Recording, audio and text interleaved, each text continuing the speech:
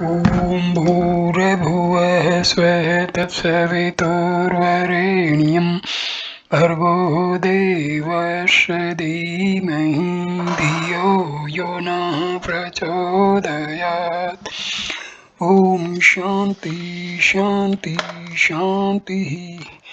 Namaskar, my dear friends. This is video number 4 on Bhagwan Sri Sathya Sai Baba's Divine Discourses for the sadhakas to get bliss and liberation. This video starts with discourse number 7, Ascent to the Divine. More effulgent than the sun, whiter and purer than snow, subtler than ether in space, the Paramatma dwells in all, permeating the entire cosmos, shining in every atom. You are in that Brahma is in you.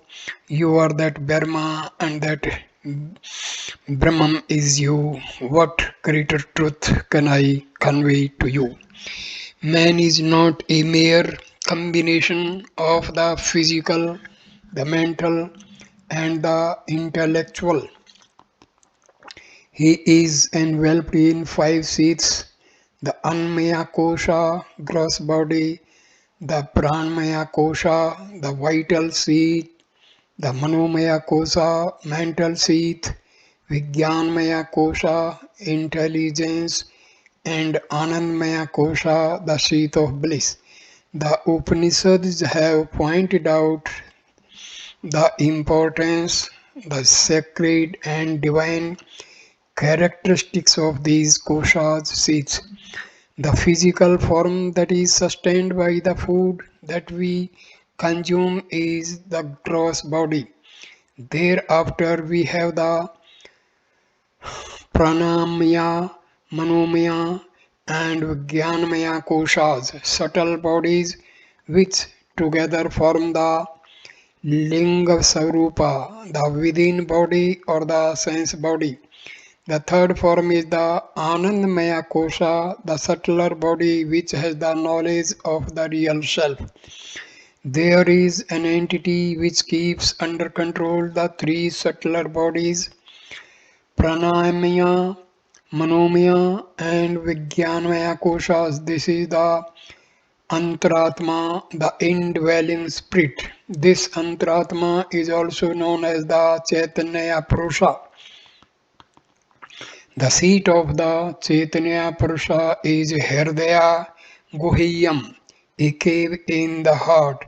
The heart referred to here is not the physical heart in the human body, but is the spiritual heart which is all pervasive, all knowing, and boundless. Levels of consciousness. The Atma, spirit, when it is associated with the physical body, is called Annamaya Purusha. This is the state of ordinary consciousness.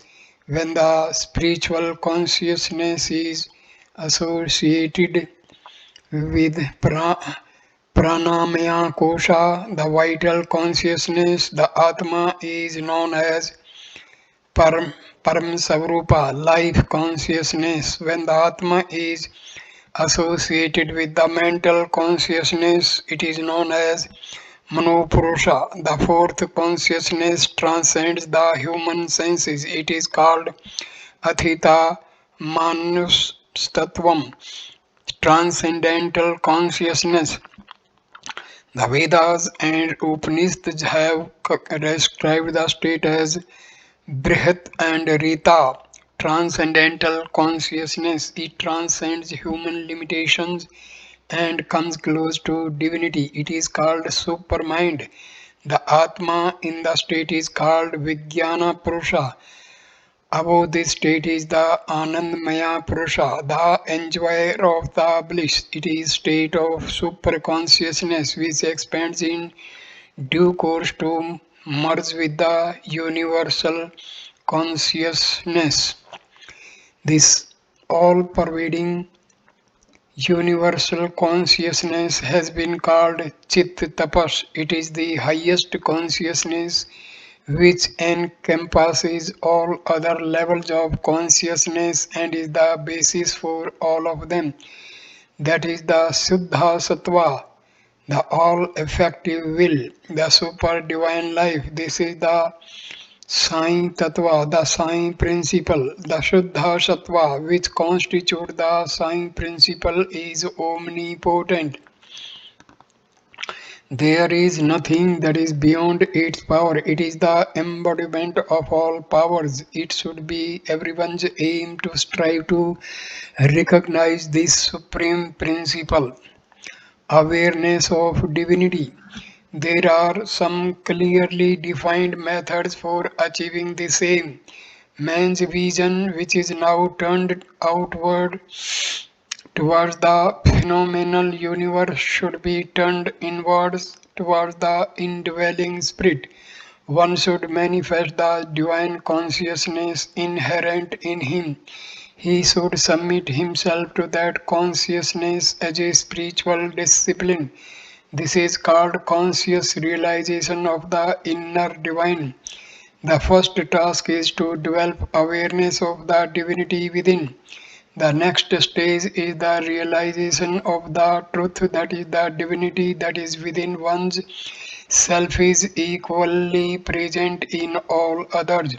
One must recognize that the veil or barrier that appears to separate him from others is born of delusion, and every effort should be made to remove it. Only then will it be possible to experience the oneness of all living things.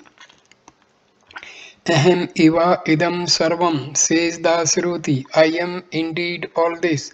The realization dawns, all this is contained in me, and then there is the consciousness. I am divine, the divine is me. I am Brahma, Brahma is myself. There is no distinction between Brahma and me. 6 mental states. After attaining this stage, there is a third stage which has been characterized as the Arohana, Avrohana, the ascent and the descent state. Man has 6 different kinds of mind. They are: number 1, the ordinary mind; number 2, the super mind; number 3, the higher mind; number 4, the illuminated mind; number 5, the intuitive mind; number 6, the overmind or beyond the mind. The starting base for the 6 levels of mind is the ordinary mind. At the summit level is the overmind. In the mental processes, what goes on is an ascent from the ordinary mind to the overmind, as well as a descent from the overmind to the lowest level. It is when the ascending process and the descending process meet that there is fullness in the human being. There is no difference between one kind of consciousness and the other. All consciousness is alike because it is a manifestation of Brahma, the Absolute. It is Brahma that has manifested itself as the cosmos.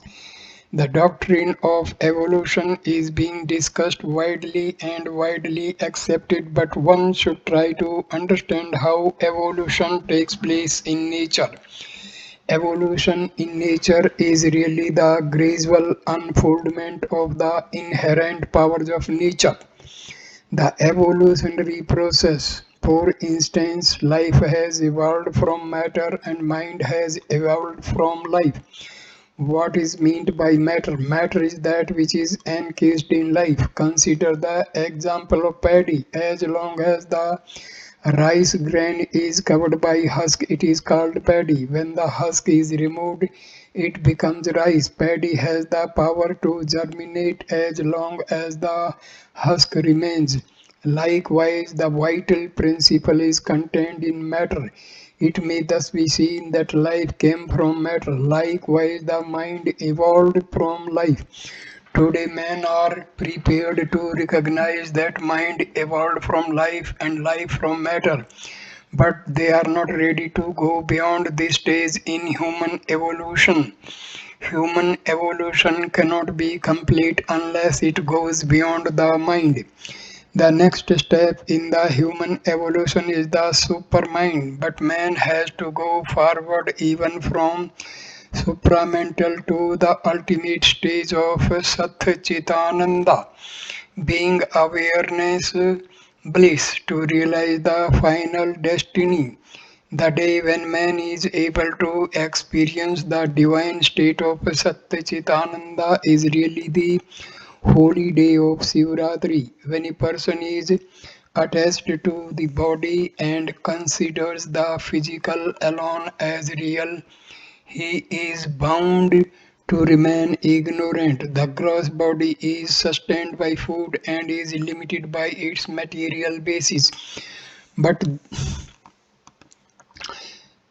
but then but there is a subtle body which transcends the physical. This is called Linga Deha. After understanding the nature of the subtle body, man should try to proceed further to know the nature of the Karna Deha, causal body, which is subtler than the Linga Deha, which is the experience of Ananda, divine bliss.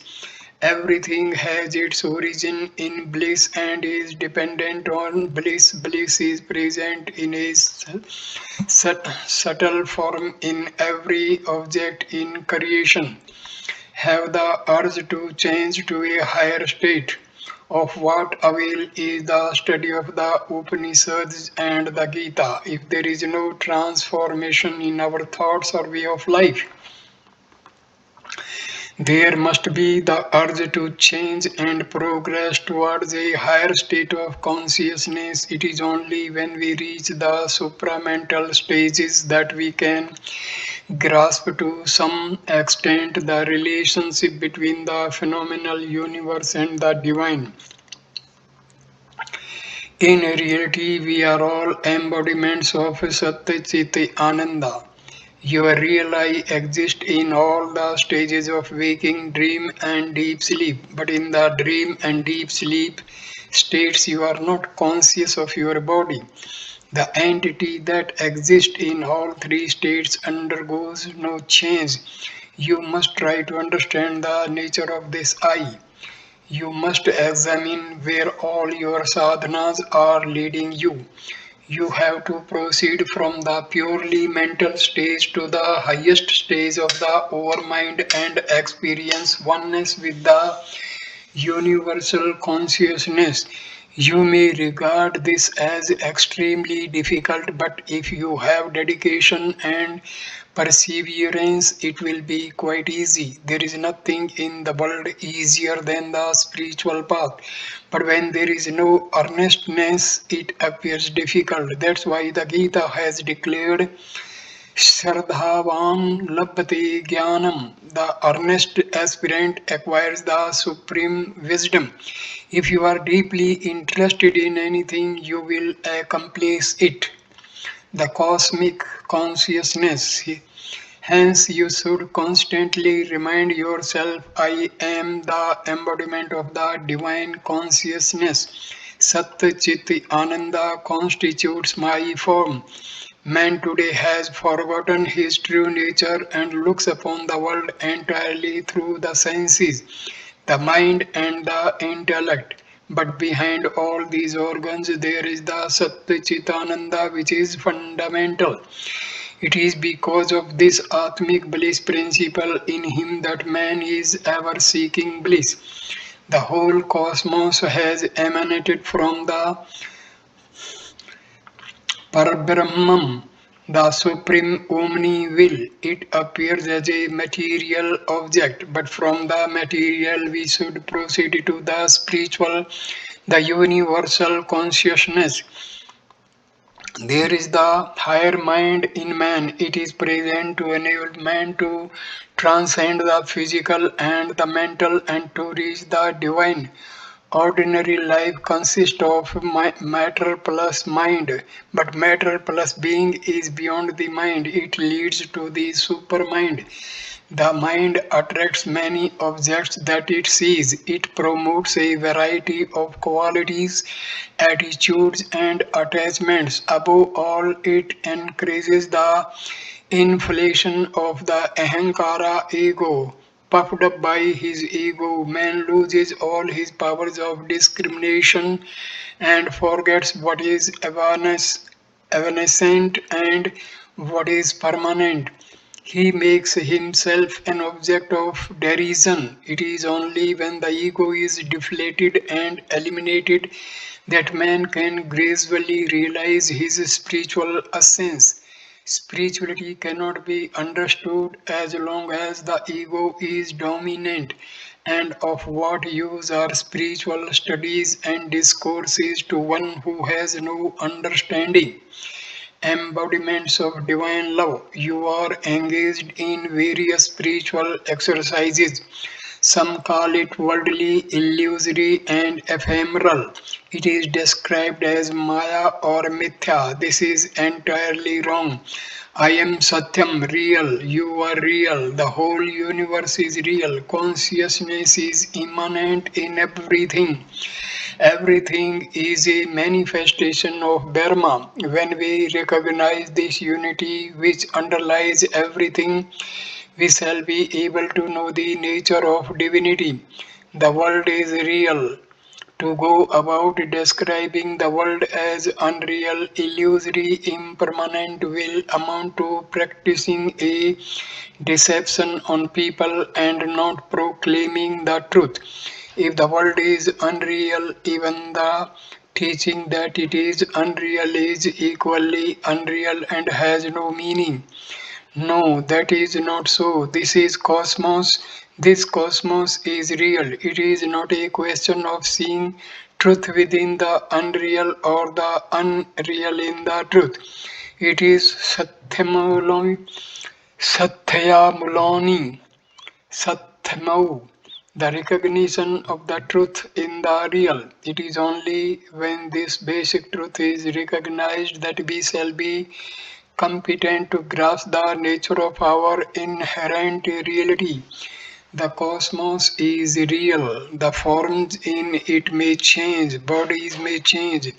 Change is the characteristic of the evolutionary process, but what should be recognized is that at the core of all things is a fundamental reality. This is the triple principle, Asthi, Bhati, Priyam, existing, shining, or manifesting, and pleasing, or loving, or Sat Chit Ananda, or Satyam, Shivam, Sundaram, truth, goodness, and beauty. When we recognize that the body, which is the basis of life, is subject to change, how can the phenomenal world be described as a delusion just because it is also subject to change? The universe has come from the Brahma, the universal consciousness. The multiplicity of forms are like the different kinds of figures made from sugar to attract children. The forms are different, but the basic consciousness is one. Just as a doll made from sugar is dissolved in the mouth, the external form of the body should dissolve in the experience of Atmic bliss.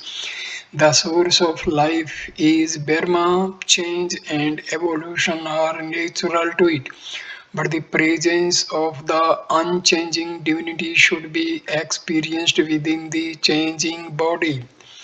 In the evolutionary process, the Brahmic principle existing in the matter evolved to life. The mind evolved by a leap from consciousness in life. The mind should not stop there. It should evolve towards consciousness of the divine and ultimately merge in the universal consciousness, the Sat Chit. Satyam Jnanam Anantam. Every human being should strive to progress toward the ultimate state of overmind consciousness, the state which has been described by the seers as Vijnanamaya Kosa, the super intellectual mind. Vijnana, modern science is concerned with analyzing physical objects, but Vijnanamaya Kosa, the super-intellectual mind, is concerned with the exploring the supreme reality, the omnipresent consciousness. This alone is true scientific inquiry. It is from Vijnanamaya Kosha that one proceeds to the Anandmaya Kosha, the state of super-consciousness of total bliss. It may appear difficult to attain this state, but without making the necessary effort, it should not be treated as beyond one's capacity.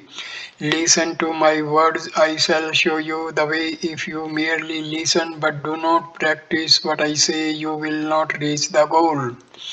Train your minds towards the divine. It is a natural process but there is very little fragrance. When it grows and blossoms, it acquires fine fragrance. Likewise, when the human consciousness expands, it finds fullness in the state of Satyachit Ananda. Starting with the ordinary mind, the consciousness rises to the supermind level. Then it moves up to the state of the higher mind. The next higher stage is that of illuminated mind. Through all these stages, the continuing entity remains the same as in the bodily changes from infancy to old age. That is the universal consciousness which is present in everyone, the one in the many. The universal consciousness is the Satyam, truth. It is Jnanam, the supreme wisdom. It is Anandam, Anantam, infinite. Turn your mind toward the divine. Repetition of the name of the Lord has been prescribed as a spiritual discipline to turn your mind away from the things of the world. If you devote the whole of this night to thoughts about the Lord, your minds will be transformed. Even if you are not able to reach the highest state of overmind, ever cheating, ever beating in mind the triple characteristics of the divine Satyam, Jnanam, Anantam, Brahma. Strive to achieve the supreme goal of man. This discourse was made in Purna Chandra Auditorium on Mahashivratri, 16th February 1988. If in this worm you want to promote friendship, you can do so by using sweet words, by talking in a very sweet manner, and by speaking about sacred things. Sathya Sai Baba. Next discourse number 8, Karma and Divine Grace. The edifice of man's life is erected on four walls: Janma, Karma, Dharma, Brahma, birth, actions, duties, and supreme reality. These four walls are interdependent and inextricably connected with each other. What for does birth take place? To perform actions. How are actions to be done? Actions should be filled with dharma, righteousness. Through righteous actions, one should realize the Brahma. Man has forgotten this goal. Today, actions are related to physical needs, and dharma is concerned with getting on in the world. There is no awareness of the Supreme. Without four bare walls, even a cottage cannot be erected.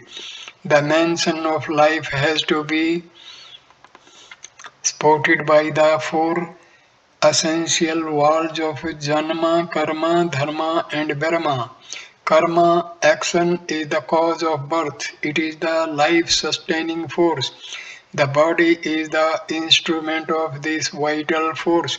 Karma sustains life in the body through the body. Every action done by man is described as karma. Man performs actions for the fruits thereof. He takes birth again to experience the results of his actions. That is why it is declared in the Gita, Karma Anubandhani Manusaloke. Man's life in the world is bound by his actions. It is not possible to get away from action, but it is essential to perform actions properly. Our condition in life is determined by our actions. Our habits are governed by our actions. Habits determine conduct, and conduct determines our future.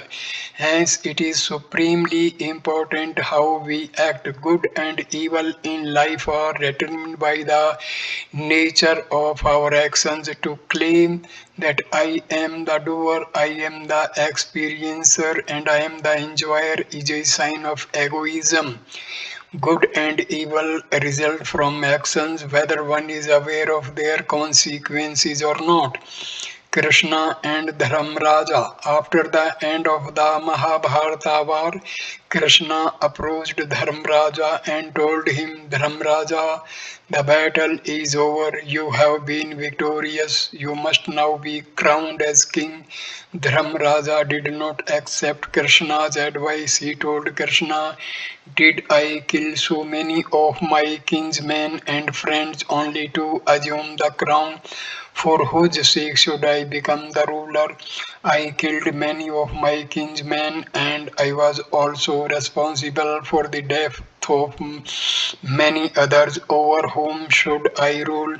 What joy can I derive from such rulership?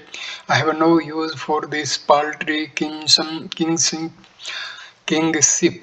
I do not wish to be crowned. Dharmraja pleaded in this way with Krishna and would not agree for his coronation. Krishna realized that it was no use himself arguing with Dharmraja. The ways of the Lord are mysterious in everything he does. He sets an example to the world. No action of the Lord is without a purpose, though its meaning may not be obvious. When the Lord comes in human form, proximity to the Lord may conceal the full import of his words or actions. Bhishma asked Dharmraja to follow Krishna. Krishna thought that Dharmraja would be more amenable to advice if it came from a venerable elder like Bhishma. So he took Dharmraja to the grandsire of the Pandavas, who was lying on a bed of arrows. Krishna knew that Dharmraja would heed Bhishma's sage counsel if Bhishma advised and encouraged Dharmraja to go through the coronation and accept the burden of kingship. Krishna felt that Dharmraja would not refuse, so after leaving Dharmraja with Bhishma, Krishna retired. Bhishma looked at Dharmraja with tears streaming from his eyes and said, Dharmraja, will you wholeheartedly respect my words? Dharmraja held the hands of his grandsire and reverently promised him that he had never gone against Bhishma's injunctions in the past and would never do so in the future. Bhishma then said, Dharmraja, before the war you relied on Krishna. You regarded him as your mentor. He whom you revered as your mentor before your ends had to be realized is worthy of the same regard even after your purposes have been realized. It is unworthy of you to ignore Krishna's advice now. You are looking upon him only as a kinsman. Krishna is God incarnate. No doubt he is your kinsman and friend, but you have no conception of his powers. Looking at the world externally, you are wasting your time. Look within and see the truth, advised Bhisma. Dharmaraja replied, Grandsire, I know full well with what you love, brought up when we were left fatherless. You fostered us with greater care than even a father could have bestowed. But we fought against you in the war and brought you down. We resorted to a deceitful stratagem to make our Guru Dronacharya lay down his arms. We killed numerous dear kinsmen and friends in the war. After all this, what joy can I derive from ascending the throne? Please spare me from the ignominy of coronation. Dharmaraja piteously pleaded with Bhishma in these words, the bonds of karma and time. Bhishma, smiling at Dharmaraja, said, the world is bound by karma. Dharmaraja, you are well versed in the scriptures. Nevertheless, you speak about killing so many people. Who are the killed and who are the killers? You do not have the power to kill or to make the others kill. Killing and getting killed are consequences of past karmas. Karma is responsible for everything that happens. Let me illustrate this by a story. Bhishma then related the following story. A woman who had an only son lost her husband. Taking her son with her, she was going through a forest to go to another village. On the way, she rested under a tree with her son sleeping on her lap. Suddenly, the boy woke up with a shriek and started crying. The mother woke up and noticed that a cobra had beaten her son and was wriggling back into an ant hill. Within a few moments, the boy died while the mother was wailing helplessly over the death of her son. A highway robber who was passing by that way heard her cries and inquired about the cause of her grief. Learning about the death of her son from a snake bite, the robber decided to dig up the ant hill and kill the cobra. At that stage, the woman took hold of the robber's hands and pleaded, Dear man, please do not kill the cobra. Will my son get back his life if you kill that cobra? I cannot escape my fate. The robber said, that poisonous snake can cause the death of others who may come here. I have a duty to destroy poisonous creatures. Then the mother replied, Son, it is by the dictates of Kala, time or fate, that this poisonous cobra bit my son. His death is the result of his own past karnam. Karma is responsible for everything. We are not aware of the consequences of our actions when we do them.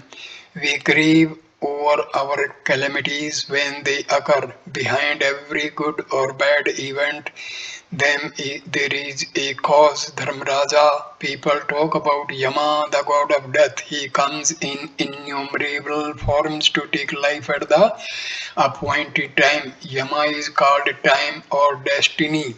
Dharmaraja, karma is responsible for everything. How is it that you could not see that a simple woman realized so clearly? You are well versed in all the Shastras and know what is wrong. Knowing that gambling is among the five great sins, you succumbed to play the dice and as a result had to endure innumerable difficulties, including living in the forest as an exile with your family. We are not all your ordeals. Were not all your ordeals the consequences of your action? No one can escape from the consequence of one's deed. With God's grace, the result can be overcome, but if one disobeys the command of the Lord, no one can save him.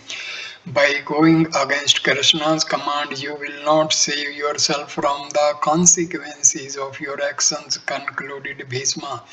Submit to the divine will. Finally, Bhishma exhorted Dharmaraja in these words: the divine will is the basis of all action. The divine can annul the consequences of these actions or provide the means of expiation for them. Hence, your duty is to carry out faithfully the divine command. If you act to the contrary, you will be ruining your life. Bow to Krishna's command and get yourself crowned. Dhramraja, however, continued to be wrecked by doubts as to how the law of karma operated. Was the boy's death from the cobra bite a decree of fate? Bhishma reassured Dharmraja, the Lord grants the fruit of every action according to each person's deserts, in any form, in any situation, through any agency.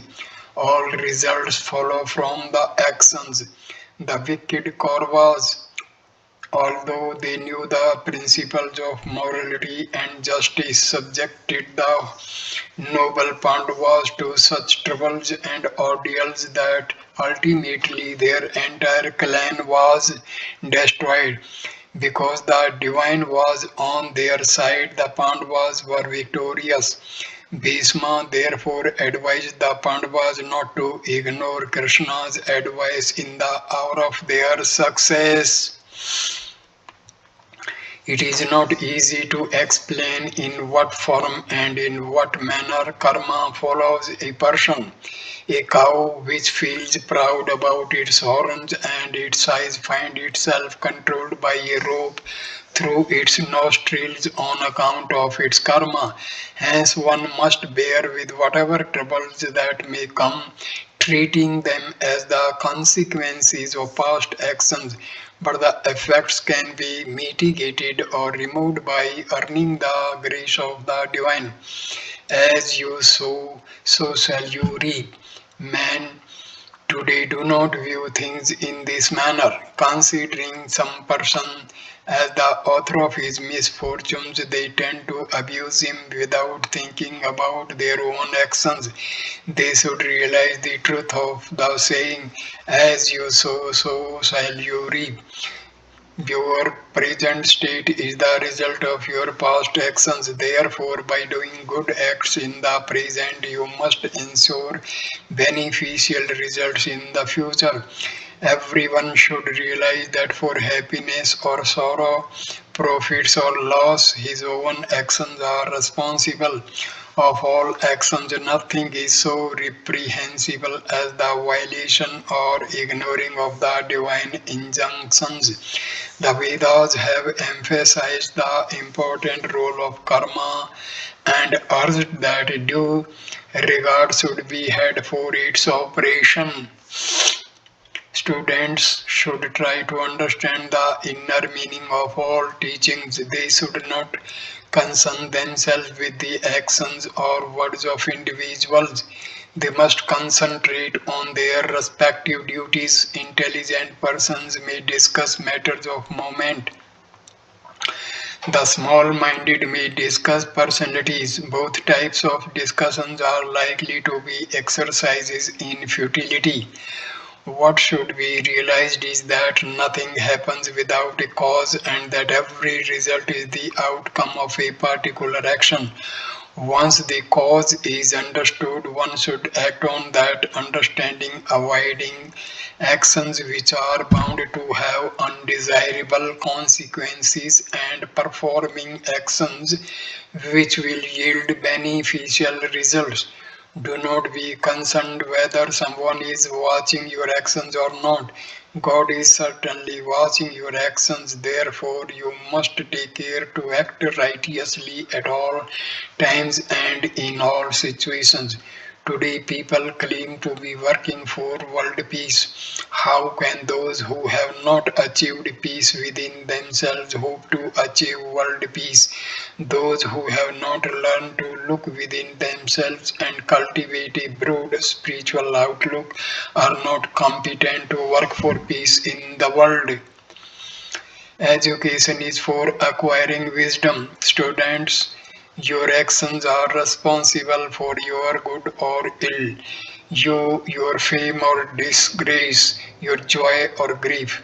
Do not get excited over petty demands and desires. Fix your minds on permanent ideals. The discipline you observe should not be confined to your tenure in the college. When Bhishma questioned Yudhishthira whether his faith in Krishna endured only as long as the war lasted, Yudhishthira was beaten to the quick. He realized his mistake and felt repentant deep in his heart. Today's students, however, seem to be immune to such appeals.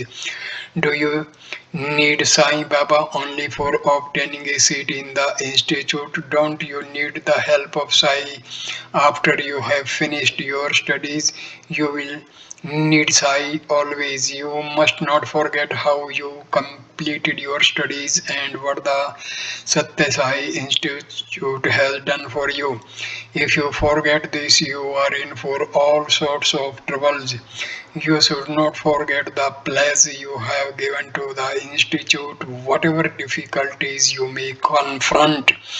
Remember the examples of Emperor Harishchandra, who went through every kind of ordeal to honor his blighted world. Treat your word as a sacred expression of the divine. Do not speak ill of others. Do not give room for attachment and hatred in your hearts. Education is for acquiring wisdom, not for getting material wealth. Bear in mind the message of the sages. Do not treat lightly your human birth. Show respect for words of elders, parents, and teachers. The Yadava clan in which Sri Krishna was born was totally destroyed because of the disrespect shown to his sage. Bharat's history is full of the lives of great souls. Bear in mind their message, which will be of use to you sometime or other. Their teachings are wholesome medicine for the spirit. Mundane existence is subject to a variety of diseases. For all of them, remembrance of the name of the Lord is the panacea. When you install the name of the Lord in your hearts, revere your parents and respect the divine that is present in all beings, you will be able to lead ideal lives. Pursue your studies for achieving consummation. Cultivate good habits. Thanks to your good karmas in previous lives, you are having the good fortune of studying here. Take full advantage of this precious opportunity. Krishna operates concern in the body. Krishna operates cancer in the body politic. Dharmraja once asked Krishna, Krishna, why did you bring about the disaster war for the sake of this contemptible rulership over a kingdom? 40 lakhs of warriors died in this battle. Only the Pandavas have survived. Is there any justice in sacrificing the lives of 40 lakhs of men for the sake of the 5 Pandavas? Krishna replied, Dharmraja, you are looking at the numbers involved. I am looking at the principles at issue. Can any crores of insects equal a lion? Kurukshetra is comparable to the body. Kuru means work. The body is the instrument of action because it is the field in which action takes place is called Akshetra field. Supposing in the back of the body them is a gangrene. If it is allowed to grow, it will spread throughout the body. If the gangrene is on the arm or the leg, you can remove it by the amputation of the limb concerned. But when it is in the back, how do you deal with it? A major operation will be necessary. Likewise, the Evil qualities in the Kauravas were like cancer in the body politic. If they had been ignored, the entire nation would have got infected. Hence, action as a surgeon, I carded with the operation of the Mahabharata war with Arjuna as my assistant. In the process, 40 lakhs of microbes died. For the sake of saving these microbes, should we let the patients die?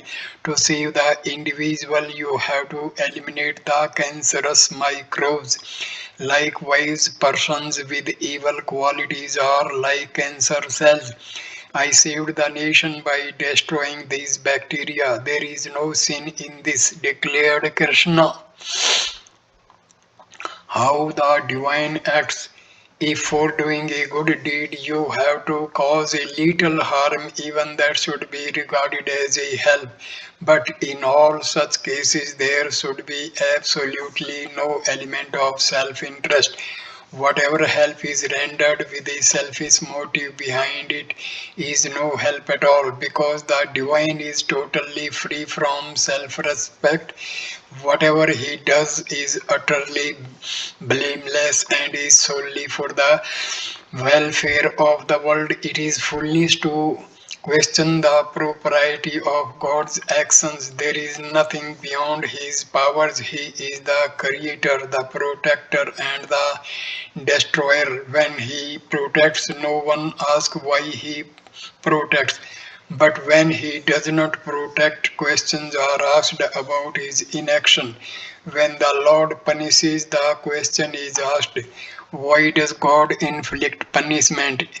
Is it not wrong on his part to do so? Such questions are motivated by selfishness and self interest.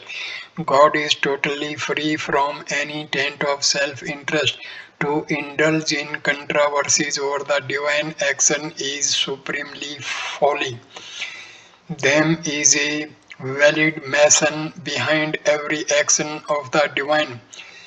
Therefore, your duty is to pray to God and secure His grace. Take, for instance, the case of Sakkubai. When Sakkubai wanted to join the pilgrims going to Pandharpur, Krishna could have openly arranged for her joining the party, but he did not do so. If she would have gone against her husband's will, she would have got a bad name. To maintain her good reputation and show her as an example to the world, Krishna assumed Sakkubai's form and subjected himself to all kinds of harassment of the mother-in-law, while the real Sakkubai was sent to Pandharpur. Why did Krishna do this? The Lord is ready to assume any form and subject himself to any hardship to uphold Dharma. On the one hand, public opinion has to be respected. On the other side, the devotee should not go astray. Only the divine knows how to reconcile these opposites. Man in general can look at things only from their personal point of view. They cannot have an integral view of things. Students should note that on one side they have to set an example to the world by their behavior. At the same time, they have to conform to the will of the divine. They have to follow both these courses. They have to please their parents who have done so much for them.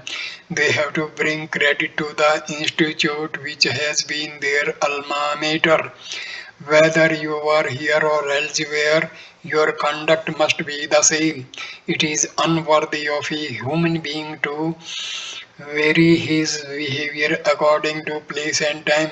Sanctify every act, recognizing the supremacy of action.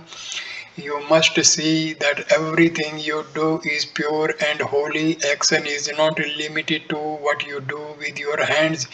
What you hear, what you see, what you speak, and even what you think, all of them constitute action. This means that the things you see, the words you hear, the thoughts you think, and the speech you make should all be pure. All that you take in through your five senses should be wholesome and pure and not merely your food alone. Only then can it be sattvic. Devotion is not confined to bhajans and exhibiting a yearning for Swami. Every one of your actions should be filled with devotion. Each one is the architect of his destiny, and as Bhishma pointed out to Dharmaraja, no one can avoid the consequences of his actions. What he can do is to pray to the Lord and show him how he can atone for his wrongdoings. It is essential to suffuse all our actions with dharma. That dharma should be dedicated to the divine. When this happens, life becomes sanctified. There may be no rebirth at all. Therefore, build your lives on the four pillars of Janma, Karma, Dharma, and Dharma. This is my benediction for all of you.